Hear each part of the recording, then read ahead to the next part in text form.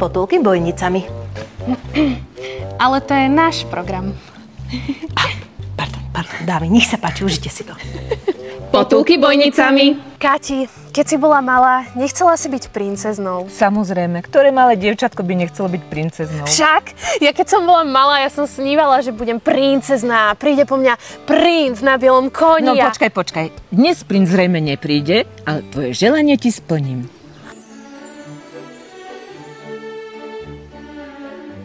Wow, Kati, ty si nádherná.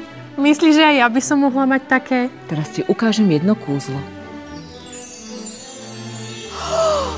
Kati, tak v takýchto šatách ja už ani princa nepotrebujem. Ale ja pre teba princa mám. Vítaj na Bojnickom zámku.